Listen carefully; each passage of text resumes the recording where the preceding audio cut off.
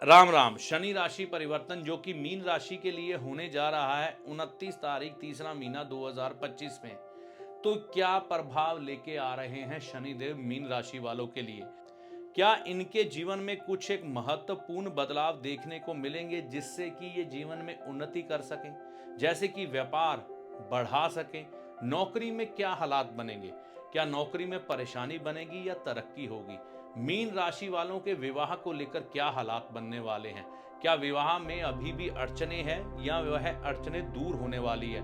जो विद्यार्थी जीवन में है उन्हें क्या फल देने वाले हैं मीन राशि में आकर शनिदेव? जो बुजुर्ग लोग हैं मीन राशि वाले, उनकी सेहत पर क्या प्रभाव लेके आ रहे हैं 2.5 साल के लिए मीन राशि में जब शनिदेव आएंगे? धन के संबंधित क्या फल लेके आ रहे हैं मीन राशि में शनिदेव? आपके जीवन साथी की सेहत को लेकर क्या फल देंगे शनिदेव? अगर आपकी मीन राशि है तो और बहुत से प्रश्नों के उत्तर आपको इस वीडियो में मिलेंगे।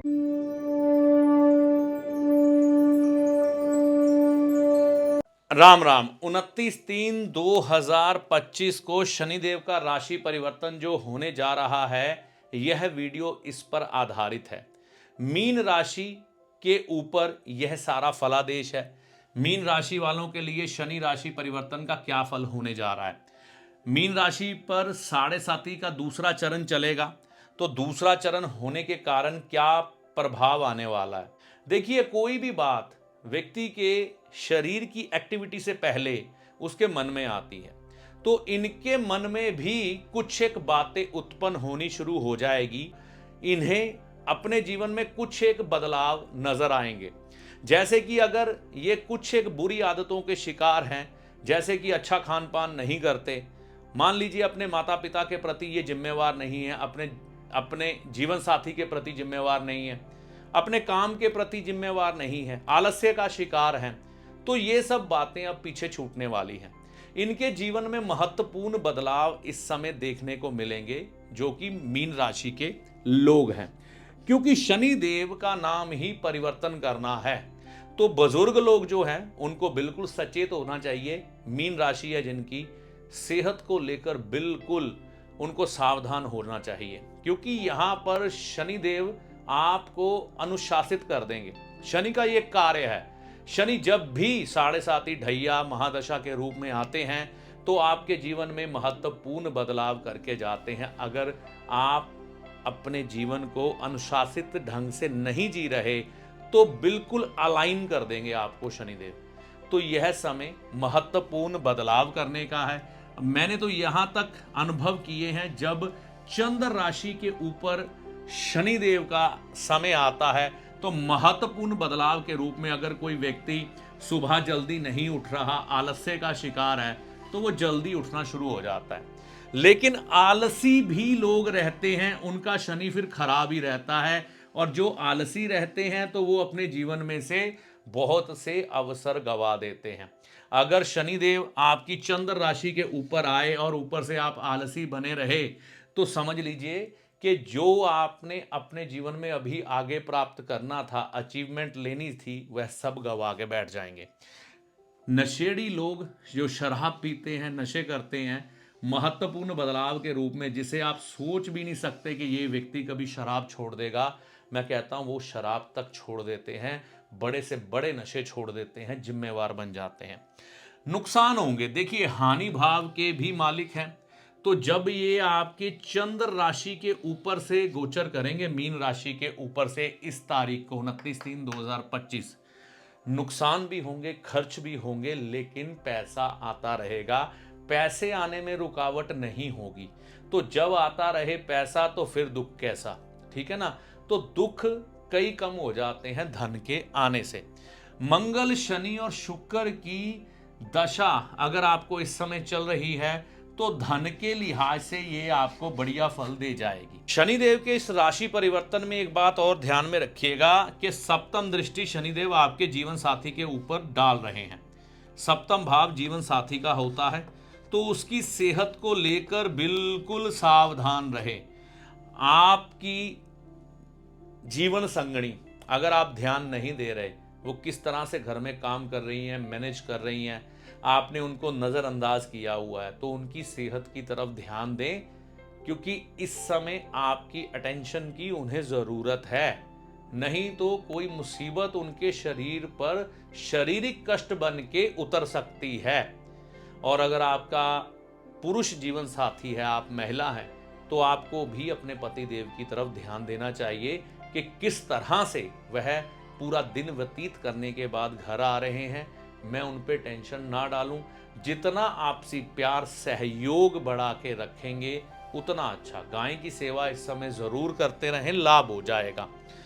विद्या में थोड़ी परेशानी रहेगी। जो बच्चे विद्यार्थी जीवन में हैं, मतलब शिक्षा ग्रहण कर रहे हैं, चाहे कॉलेज की है चाहे स्कूल की है, क्योंकि शनिदेव थोड़े प्रैक्टिकल ग्रह हैं, ये किताबों पर इतना विश्वास नहीं करते।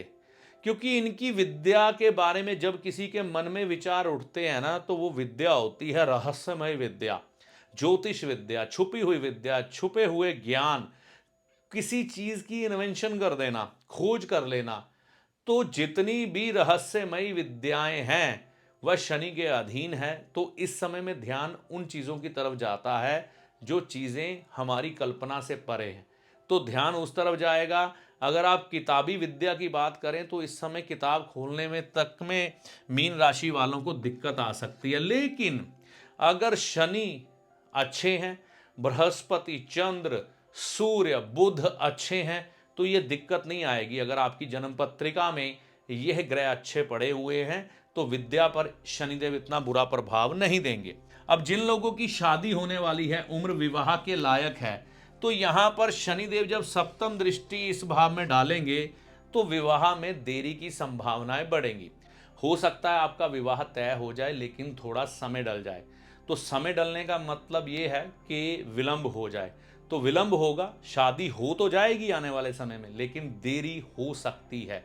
इस समय में आप ऐसे लोगों से सावधान रहें जो छुपकर आपका रिश्ता तोड़वाने की कोशिश करते हैं। तो जांच पड़ताल करने के बाद ही व्यक्तियों का चयन करके उन्हें अपने साथ लेके जाए। बुध ग्रह की महादशा हो, शुक्र ग्रह की महादशा हो, चंद्रमा ग्रह की महादशा हो और यह ग्रह आपकी पत्रिका में मजबूत होकर बैठे हों, तो इस समय आपकी प्रॉपर्टी बनने के बहुत अच्छे योग बन रहे हैं। तो प्रॉपर्टी इस समय आपकी बन सकती है, इसमें कोई दो राय नहीं है।